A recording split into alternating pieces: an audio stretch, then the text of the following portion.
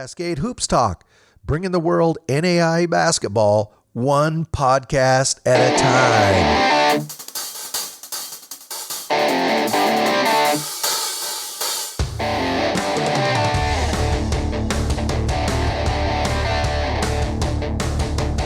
Cascade Hoops Talk, Billy D. Hope everybody's doing great. Today, real treat today, we have Josiah De'laCerda from OUAZ out in the GSAC. He was on the GSAC All-Conference team as well as NAIA All-American. He was a key piece of that Fab 4 OUAZ team that fell by an eyelash to College of Idaho in the round of 4. A really great guy. You're going to enjoy listening to him. I was able to meet him for just a moment as well out in Kansas City. The OUAZ guys, as almost everybody you meet within the NAIA, were really, really nice guys, great teammates, and I'm very happy I was able to get Josiah on today. I really enjoyed the conversation, and I hope you do as well. Let's listen to Josiah De'laCerda, OUAZ men's basketball. Cascade Hoops Talk, Billy D. Hey, I got Josiah De'laCerda. He's from Ottawa, OUAZ. Jeez, Josiah, I almost said Ottawa, Arizona. How you doing? Thanks for being on the show. I'm doing good, man. How you been? I know there's a big push there to go OUAZ. A lot of your guys corrected me on that, and I still slip up. So, the season's settled down now. I know it had to be really, really disappointing to lose in that Fab 4 game. But now that you've been able to put a little bit of time between that really, really close loss to College of Idaho in perspective, just maybe talk to the fans a little bit about your season and what that season meant to you. Yeah, it was an incredible run. Our team, we had just came off the previous year. We won the GSAC, obviously, the year before, and then we actually lost to College of Idaho in the Sweet 16, or in the round of 32 right. The year before that. So it was a rematch, and it was kind of one we had circled all year because we played them at the beginning of the year. But yeah, we just wanted to come back and try to have another successful season and just move up another rung on the ladder. And to be able to end up making it to the Fab 4 was like a dream for all of us, for sure. You got to talk about your fans just for a moment. I thought, especially in Kansas City, I thought they were amazing. Yeah, no, the fans, they were incredible all year. I mean, they were traveling. A lot of people were traveling to wherever we were at, watching us play. For a lot of us, it was our senior year, so we had a lot of family members and friends want to come and watch us finish it out. And them showing up to Kansas City just amazing, because a lot of them just had stuff they had to do, in their regular lives. Right. They kind of put that stuff on hold to watch us come play, so it's kind of inspiring, and it made us want to just continue the journey for them too. We're obviously trying to continue for each other, but I mean, the fans made it much more worthwhile to want to make it all the way to the final. I want to go back to your career. Like a lot of guys, your career zigged and zagged. That's more the norm. You went to was it West Hills out in Fresno? No, I went to the high school, or the high school. Just in terms of, I went to Clovis West High School in Fresno, California. And then somehow you ended up going to Bellevue out in Nebraska. Talk about that. Yeah, so high school was kind of like a rocky journey for me. I kind of started there because that's kind of where I grew, like as a basketball player. Uh-huh. So I played, my freshman year I was on the freshman team, and then my sophomore year I was on the junior varsity team. And then my junior year, we got a new coach. He's actually like a legendary coach, and so he kind of just took over the program, and he pretty much changed my career. He got me into weights and helped me in terms of just learning the game more. And then my senior year, I had a pretty good year, but I was kind of a fringe starter, like coming off the bench. Like, I was a pretty good player, but I didn't have very many offers. Bellevue was actually my only offer, and they had came down to watch a couple practices, and there was a coach, his name was Coach Mike, and he actually recruited me, and he was like pretty consistent with me. I didn't know much about like college or like the progression or anything, like not much about JUCO, so I got an offer from Bellevue and ended up making the decision to go out there. And it turns out that Coach Mike had actually got another job in California at a junior college. So he had left before I even got the chance to have him be my coach. But so I went out to Nebraska. I was a freshman. I was supposed to be a redshirt, so I was a redshirt freshman to start the season. And funny story is one of my teammates, well, I mean, not exactly funny, but him and the coach would have their issues. He was like the third big basically, but him and my coach would have issues, and he ended up getting cut. So then our coach is like, we're gonna take you off red shirt. Can we like is that fine with you? And I didn't really know Yeah, obviously anything about. I just wanted to play, so exactly. I was like yeah, like I'll come off red shirt, and so I was kind of the third big my freshman year, and I would play spot minutes when dudes would get in foul trouble, or my teammate Josh, he was like a really good player. He ended up getting hurt mid-season, so I ended up playing a little more. But it was just definitely different for me. I came in super young to college at that point. I was only 17, turning 18, and I was still growing like in the college game. So I had my moments where I played well, but it was definitely an adjustment period. But I ended up deciding to leave the school after the conference tournament my first year. And then before I ask you about you, because then you went out to Yuba City and played some JC ball. But before I ask you that, Mm-hmm. you're a pretty big guy. When did you start growing? I think I asked you this before, but when did you Yes. grow? You're big. Yeah, I started growing. So it was weird. I started growing when I was like in the sixth grade. So I was like probably like 9 or 10, Wow. and I was like 6 foot, like 10 Holy or 11. So cow. I was pretty tall. I was pretty tall for a lot of kids like my age. And then so I started playing basketball like those 2 years, fifth and sixth grade.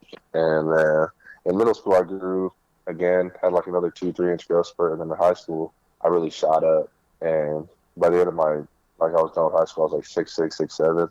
And then throughout college I grew maybe like another inch, inch and a half. So it was kind of like a progression of growth spurts, but it was mainly me growing like junior high, high school, I I would say. wonder.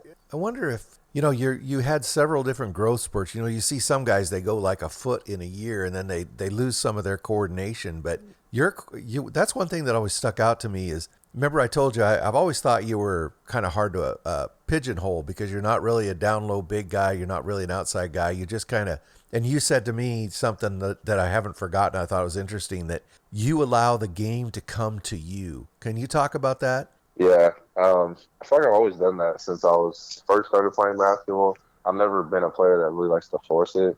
Also because I just watch a lot of like college and pro sports and kind of understand the value and efficiency, you know. Mm-hmm. So I just try to let the game come to me. Obviously, so when I first got to Ottawa, it was a lot different because like nobody really knew the type of player I was. So I kind of burst out on the scene, and I was able to kind of get looks that I wanted. I was playing one on one a lot and was able to do stuff like that. But as time passed, when I was at Ottawa, like the next 2 years, and like later in the first season, like teams started to double and they started to scheme differently for me. Try to put the biggest guy on me and Right. do different things. So that's when I kind of had to learn to adjust to playing a different style of basketball, a more controlled style in terms of just not only looking for my own shot, but trying to find my teammates and stuff like that. But yeah, I've always felt like I said before, the more that you press in a game and the more that you just try to force stuff, then it becomes I feel like it becomes a harder game for you overall. Yeah, it definitely is a style that I mean, different styles fit different guys, right? But that style definitely fits you. You're one of the calmer basketball players I've watched, and Yeah, I think it not only helped you, but it helped your teammates, right? Because basketball's a really emotional game. I mean, really, you know that. So your yep. calmness translated to your teammates and your self confidence. Yeah, and I definitely had my moments in terms of that was another thing of being at Ottawa is I had to grow as also as like a leader. Mm-hmm. And so when I first came in, and even sometimes like this year, there was times that I kind of lost composure. And like you said, the game's emotional. So and when you're in it, and you're playing close games, and different things are happening, like you can get pretty emotional. But my coach would always tell me like the team kind of looks to you. So however you come out and whatever your temperament is, that's where they're going to land. So like you said, I just try to instill confidence in myself, and my teammates did a good job of that, coaches, fans, and I try to instill confidence in my teammates. Just we had some amazing players, so I just wanted them to feel like we can look to them at any point in the game because they're very important players too. So when you left Bellevue, you decided to play JC for a while. You went to Yuba City. What event? When did you start talking to OUAZ? I started talking to Ottawa. Trying to think, they had came to a game like near the end of the season, Uh huh. and Coach Hep was still the assistant coach, so he had actually showed up to the game himself. and he was talking to me again about when the season ended, and he was calling me every day. And my pastor knew them obviously, Okay. so he had told me about them like early when I was at U, and he was like, "Yeah, you should consider Ottawa like their next start of school. It'll be really good for you." And I was kind of like on the fence, and I was like, just gonna look for my options and see what I had going on. But yeah, Coach Hepp really, he was pretty much selling it for like the last month of season, and kind of after that, he was talking to me a lot. What were the one or two things that eventually tipped the scales and you said, I'm going to go play basketball at OUAZ? Well, shoot, to be honest, it was during COVID, so there was kind of a lot going on, and it Yeah. was like kind of a really weird period. So uh, I was living I was living in Fresno, where I'm from, with my grandmother, and she works a lot, so I'm kind of just sitting in an apartment by myself like a lot of the time, and I was working out stuff like that. But so I just had a lot of time to like sit and think on things and kind of go through what I thought was good. But the first main part of it was really just the consistency that they had. Mm-hmm. They were talking to me more than any other team, and they were super consistent. Coach Epp was like, I'm pretty sure he was pretty much calling me every night or every day, and just leaving voicemails or calling. We would talk. He was texting me. He was, walking me through the steps, and telling me about Ottawa and telling me about the NAIA and stuff like that. So it was just really consistency and how comfortable I felt with Coach Hepp, and just the impact he made on me. Because Coach Hepp, he's an amazing guy. He's an amazing coach. And so that was number one. And then number two, it got super late in the process. I had a couple teams that I was looking at. Like Jessup was recruiting me. So, and they kind of tapered off too, Jessup, which is kind of the crazy stories. They kind of tapered off in the recruiting process, but they were recruiting me. They were pretty close to home, so, Yeah. and close to my JUCO. So I was thinking that. But then there was one tipping scale where there was a team that I had that was talking to me. It was like a Division II. It was like an hour away from my hometown, and I kind of was jumping at the opportunity, and they were pretty consistent with me as well. But then they had given up their last scholarship, so I was kind of in limbo with a couple NAIAs, and I was like, I kind of don't know. And one day I just talked to my mom, and she was like, you should really pray on it and see, just pray on it, because my family's a Christian family. My Mm-hmm. mom, Absolutely. she's always kind of telling me to keep my faith in my decision. So she was like, just pray about it. And it's crazy because I prayed, and a couple of days later I felt the need to, like Ottawa was the one. So then I called my pastor first, and I told him. He was super excited, and then I called Coach Hepp, and he was ecstatic. He was like, oh my gosh, like, got Coach Keeley on the phone and talked to Coach Keeley. And so that was kind of what went into me going to Ottawa ultimately. Oh my goodness. I love that story. So Josiah, so then you make this decision. You're not really sure. Here's, OUAZ. Who are they? And then you get out there and you're there during just the magic period, right? Where Mm-hmm. this thing just grew out of nowhere. I mean, sands of the desert. And then you're in the Right, Fab Four last year. You're an eyelash from making the final. I mean, just right. talk about being a part of that. Yeah, so when I first got to Ottawa, the hospitality was amazing. Right when I got there, it felt like I got out there. The day I got out there, I was with my parents, and it was buzzing out there. And there was a lot of people. I was just moving in, so it was like my first time out there, my first year, and it just felt amazing from the start. Like it was great. And then Coach Keeley, he was very welcoming, and I was always talking to him when I was there, and he was really like just making sure he was looking out for me continually when I was out there.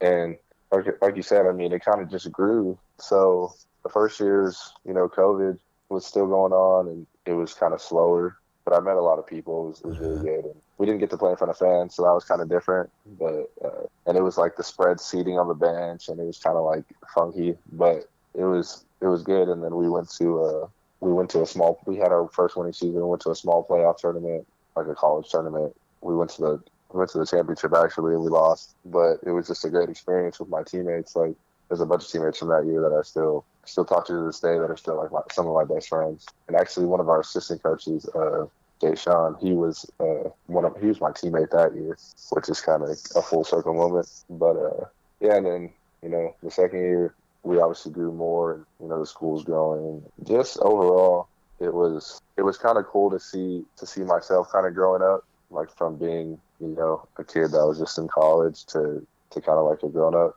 and to kind of like have those experiences at Ottawa. So for me to kind of grow alongside the school was probably like the best part for me, honestly. You mentioned Coach Hepker, of course, now is the head coach at Mid-American Nazarene. He and Matt, as you know, played basketball together there. But Coach Keeley, boy, he's really done a great job. Talk about the moment when you beat Hope. They made a big run at you at the end. You beat Hope for your second GSAC championship, and you guys lined up, and Matt Keeley did the dance. Yeah, he called it the. I didn't know. I wasn't real familiar with that dance, but he ended up calling it the Icky Shuffle. What did he call it? The Icky Shuffle. Oh, okay. Was, Icky Woods. There you go. Okay.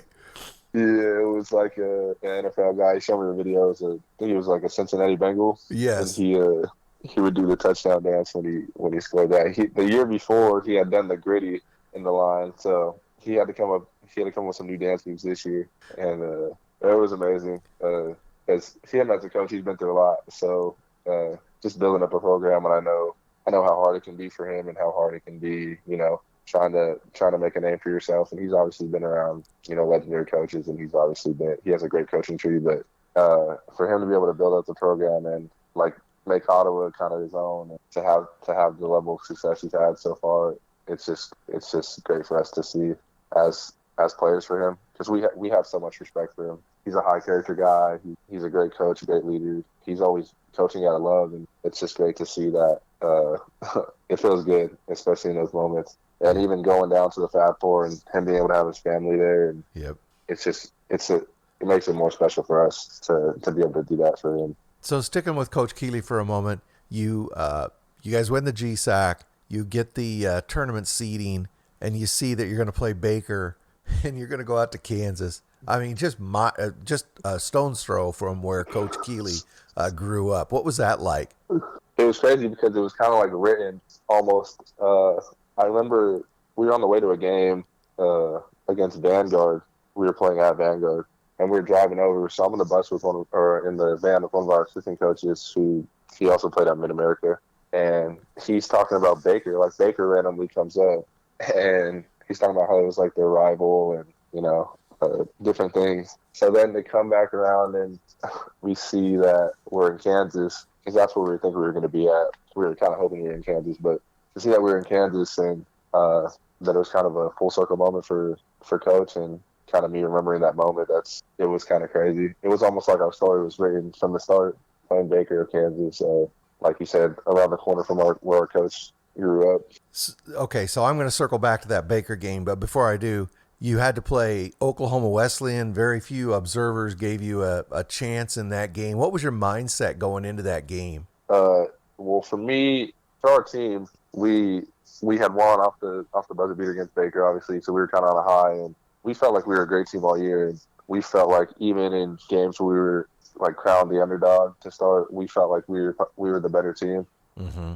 And they were very good, Oklahoma Wesleyan, and I think in terms of that game, we really just took them super seriously to start, and we came out with a lot of fire, and that was one of the teams that we really locked in on the scout, and we executed our game plan very well. But for me, they also had Lightsky over there, I think was his name. Right. He was like a top big in the NAIA, and I knew it was going to be a battle for me in terms of just guarding a guy on defense for a full game. So he definitely challenged me to up my game on the other end. But as a team, we just felt like, we were a better team overall, and that our style could combat theirs pretty well. So that was kind of what went into that game plan. So I want to go back to the Baker game. Going into that game, it's not big shots, making big shots. You've been no stranger to that. But you guys were down. I'm trying to remember. Anyway, you guys had one last ditch, and then everybody knows. Talk about the play, because it was a really well designed play. It's not like you guys just threw it in and somebody shot it. Talk about that play. Trying to think of what exactly. I don't really remember a lot of what happened down the stretch of the game, to be honest. I know we had a couple plays to send it to overtime, and we had some plays in the overtime when we were up, but. In terms of the play, I know they had just hit like a tough two to go up one, and I don't remember exactly how much time was left, but so we call timeout, we go to the bench, and I'm in my head, I'm thinking, a Christian Laettner play, like we just throw it long and Right. try to catch it in the spot and turn and shoot. And Coach Keeley just came to the board and he was like, who can throw the ball in, like who can throw the pass in. And Colton, he's usually our guy to throw those passes because he used to be a quarterback and he's a great passer. Me and him had a play where he passed it to me and we scored a buzzer beater layup. But he was in foul trouble. He was out of the game. We had a couple of our starters in foul trouble. Okay. Devin and Keyshawn and Cole, all three of them were in foul trouble. So we have just like our lineup in, one of our lineups in. So he's like, okay, Alex, you're going to throw it in. And Alex, he was just ready for it. And he's like, McKay, if he throws it to you, can you catch it?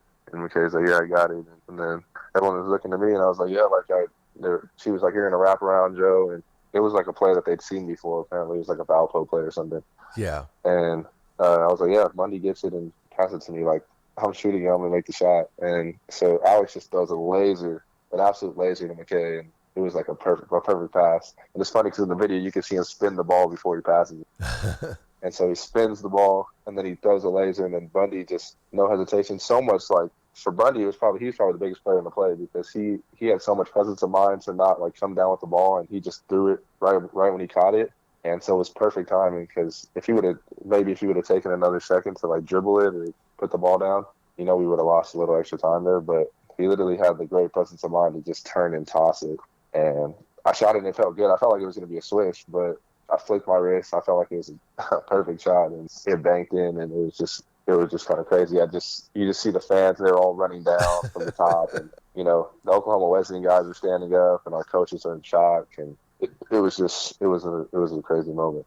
I thought the genius of that play was that I think you trailed around from the other side, if I remember right. But you were I started in the middle and I wrapped around. That's right, you wrapped. But you were in forward motion and you were in perfect shooting position when you received the ball. I thought that was the genius of the play. Yeah, like I said, I was just in stride, and Bundy, like I said, if Bundy would have taken any dribble, he had so much like mental capacity there. If he had taken any extra time or dribble, he wouldn't have been able to set it up that way because he literally flicked it right when I was in stride and I was able to shoot it. So honestly, shout out to McKay. That was he was probably the biggest part of the play. And then you guys get out to Kansas City. You made it down to the Fab Four, which was just amazing because you get to spend so much time there with your teammates and around your competitors and with your coaches and families. Just talk about that week in Kansas City. Yeah, that week really, our team was super close before that. And because we had so much history together, obviously, and we've had a lot of moments during the season that really molded us as a team. But our team is super, super close, spends a lot of time together and does, everything together. So that week was pretty much, like I said, a dream come true for us because we kind of got, 2-1, 3-1, got to spend time with family and got to spend all our time with our team and, share the laughs and the memories and then obviously, win some games. So, yeah, that week was super special.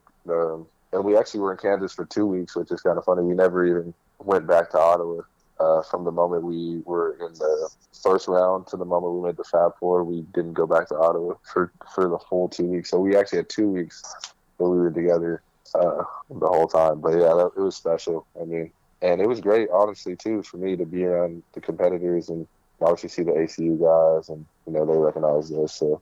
And to see other dudes on other teams and kind of how they interacted. And we got to obviously sit in on games and watch different teams play.